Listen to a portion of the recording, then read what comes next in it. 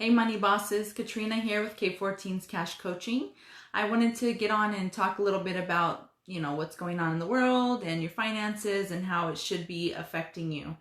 Now, unfortunately, a lot of people have been cut their hours, they've lost their jobs, the unemployment rates are going up. At least they're getting more money from that, but let me know what's changed in your life. Comment below. Let me know how your life has changed. So us personally, my husband works his regular job, which is salary, and 2 side jobs. So one of the side jobs is at a school, which in Arizona, we are done for the rest of the year. So my children will not be going back to school. My oldest does online school, so it doesn't really affect her. But my kindergartner, it's sad because I was really looking forward to her kindergarten graduation, and I know there's 8th graders that are finishing middle school, and especially the high schoolers right now. They're going through a lot of emotions and loss and things of what they've worked so hard for and now they're not able to get. So obviously we're all dealing with this. We're all going to get through it. Hopefully everybody is healthy and nobody has gotten sick, and your family as well, and that's the main concern. So all this other stuff is just extra, right? But obviously I haven't been able to get my hair done, but I did do my nails. Cute, right? So we've just been pretty much quarantined before my kindergartner and my 12-year-old, she's in 7th grade, their spring break. So they went on spring break and I was like, let's, not go to the park, not do this. So I hadn't been to the movies till a week prior to that. So I was just like, I don't want to risk it. They're telling me it's airborne. I don't want to get in the theater and someone coughs and, I have to box somebody. I don't know. So I'm like, So in our family, we have had an income loss because of this.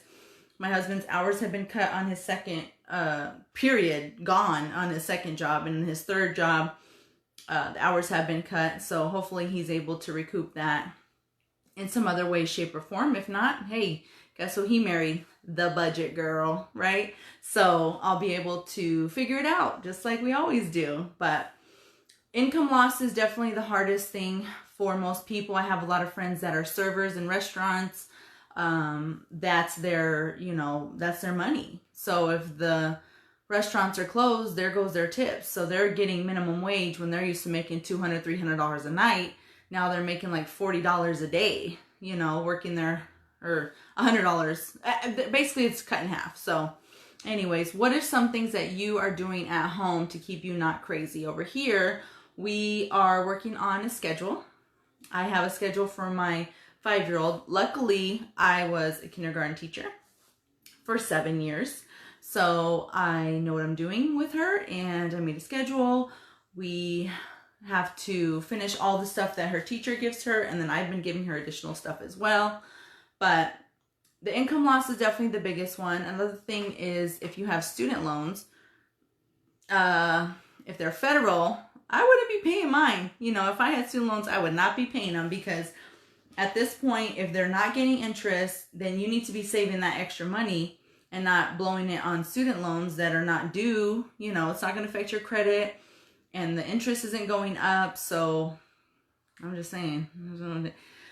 Another thing that's been going around is skipping payments. So if you do have, obviously, if you're on the extreme and you have no income, then you're not going to be able to make your rent. You're not going to be able to pay your mortgage. So obviously you need to make communication with your lenders, whether it be your credit cards, your car payment, your mortgage, rent, whoever, your landlord.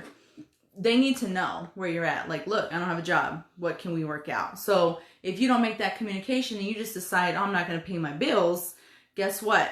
It's not forgiven. So it's not like you don't owe that money. You're going to owe that money, but later on you're going to owe, however many months you're trying to skip payments. So do not put yourself in a situation like that.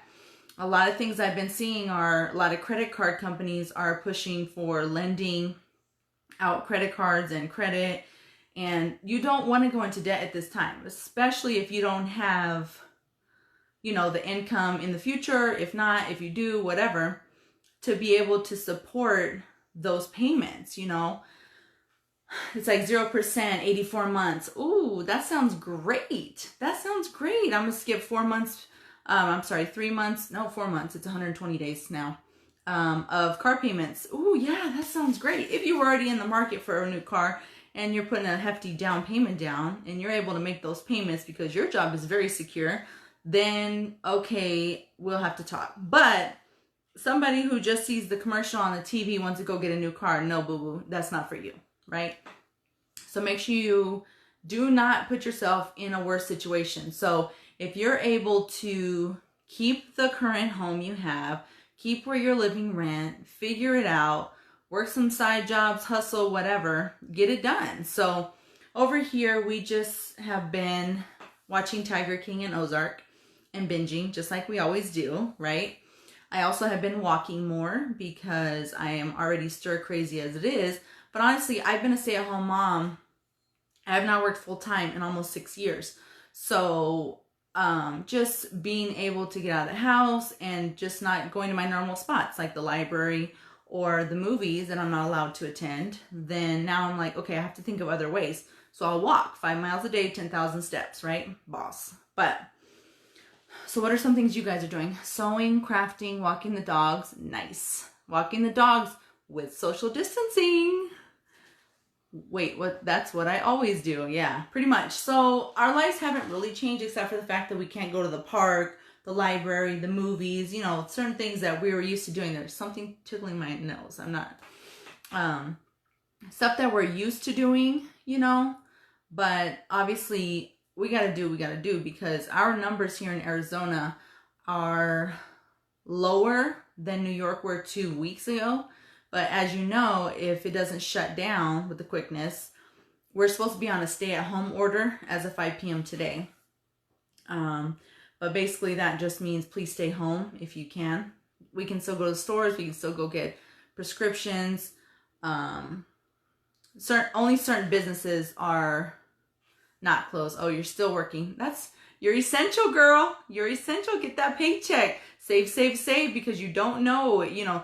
Right now, yes, everybody could still be working, but if they decide, okay, we don't have money now to support all these employees, some people are going to lose jobs even more. And I don't see this stopping very soon. So don't anticipate it occurring in the next 2 weeks, right?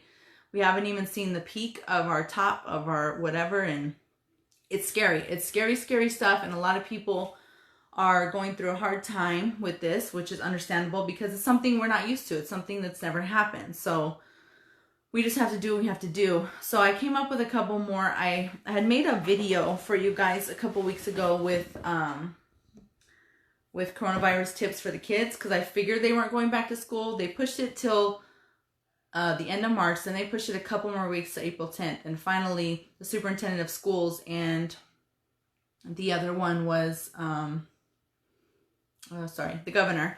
They were like, nope, we're done. I was like, oh, come on. So we're going to go all the way. And I'm like, hopefully they start in August. You know, I keep telling people, they're like, no, you're over exaggerating. You're taking this too seriously. And I'm like, boo-boo, look, I've been right so far. So just cover yourself, you know, do what you got to do. Make sure your family's taken care of. And, you know, everything else comes after that. You want your family safe. So some things I was thinking of, especially for me too, which it is harder because I was like, cool, now I'm home.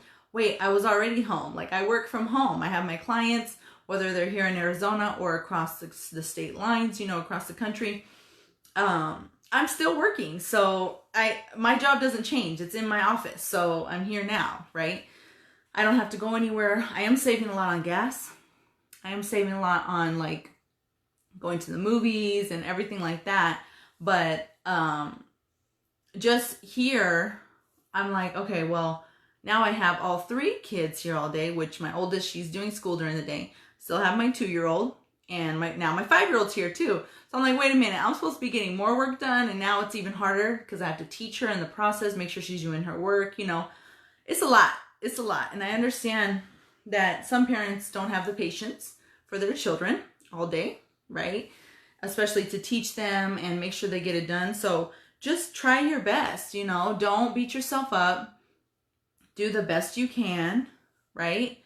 And some ideas I thought of are to write a schedule. So schedule out what you're going to do for that day, right? So if you are, oh, love you too, cuz, all the way in Washington, you guys got your numbers down. So whatever you guys did there, I need you to call my governor and let him know. But make a schedule. So for example, homeschooling from home, I've seen a couple of posts and it's like, it's not a real 7-8 hour day, 8-hour day, right? It's only like 1 to 2 hours. And I was like, what? She is not finishing all this in 1 to 2 hours.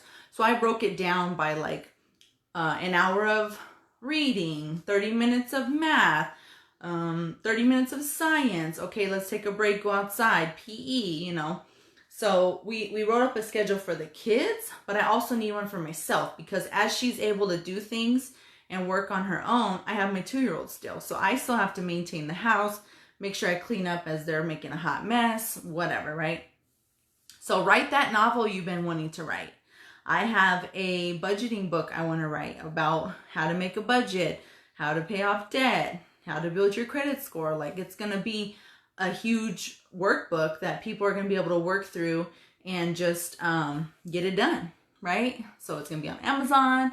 I'm going to start my podcast probably next year, I thought about, because I was going to do it this year, but with all this, I'm like, ooh, I think I'm going to pace myself. But make sure you write a list every day. So 3 main goals you want to do for that day. Don't get crazy and write up 10 things, because then at the end of the day, you're going to be like, I was not productive. I didn't get anything done, right? So just write up a list. Like, okay, today I want to clean my desk. This is obviously things that I need to do. Clean my desk. The kids need to do the baseboards. Dishes need to be put away or whatever. So just get three baby goals, baby steps, whatever you want to call them. So that way you can feel accomplished at the end of the day. You were productive. You don't think the whole day was wasted, whatever. So deep clean, write a list, make a schedule, write your novel. Just saying, if y'all want to write a novel, right? I have a great idea for an app. So if you know anybody who knows how to make apps, let me know, because we can make some money. But yeah, just do your best. You know, don't beat yourself up. Think about your mental health too, because I did see another post about kids' mental health. Kids are going to remember more how you were during this time that they're home, more than what you're trying to teach them in subtraction, right? So the way you react to them, the impatience or snapping or yelling, whatever, because you're frustrated, like, oh my gosh, here we go. They're going to remember that more than they're going to remember that you read them a book or something. You know what I mean? So just know that you're stressed out. They're going to feel it too. So just try to be cognizant of how you react to them and all that. I'm talking about myself too, but we have been shut down for a month. Besides first responders, people out and at parks are getting tickets. Boom! That's what I'm saying. Like, my brother said he has a letter, I think my cousin does too, that says that they're essential employees and they're going to work, right? Some of these jobs, let me tell you, are not essential. I understand it's essential for people to go to work, get a job, be, what is that called? Be employed. Yes, I get it. Everybody needs to make income, or else how are you going to pay your bills? Okay, but listen, they need to shorten the hours or shut it down more or be more strict. I don't know. I'm not getting into politics of it, nor am I getting into the policies of our leaders and what's going on and what I believe they're doing right or wrong, whatever. So the point of this is to talk about your finances. So do what you got to do for your family to make sure that you guys make it through this. My retirement accounts are not looking so great, but let me tell you, I'm not retiring for a while, so I'm in the long haul and I'm taking it, right? I'm rolling riding the roller coaster. It's fine. It'll be all right. Listen, I lived through the 2008-2009 recession. I lived through 9/11. Like, we've gone through a lot of things, but this we've never gone through, right? So I get it. I have 1, 2 for working for the credit union. Okay, banks, yeah, banks are another one. I don't feel like they need to be open as many hours as they are, or shorten the hours, something, you know? But yep, we have badges. Ooh, that's fancy. Okay, so obviously I haven't been on here for a while, so I'm rambling, but It's taken me a couple weeks. I've taken some time off. I am only working with the clients that I currently have. I'm not really, you know, being on social media as often, just to avoid all this and focus on my kids and my family. So that's why I haven't been on as much, aka in 2 weeks. But we are done with March, which is the debt payoff month. So if you paid off debt, great job. I've paid off over $1,000 even with this cut of income the last couple weeks that have been hurting. So I made it work. So you can make it work, you know what I mean? But you just have to have the plan in place, have your goals in place for your money, your health, whatever have you, and just be safe. Like, just be safe. Okay? Thank you. And I'll see you guys when I see you. I'll let you know. So make sure you are subscribing to all of my channels and that you, what's the other word? See me first on my K14's Cash Coaching LLC on Facebook. You have to click the notification see first, and you see all my stuff first, because people are only seeing 3% of what I post, which is ridiculous. So thank you. I got pulled over the other night at 3 a.m. going to work, and the cop bought me coffee. Oh, see, that's nice.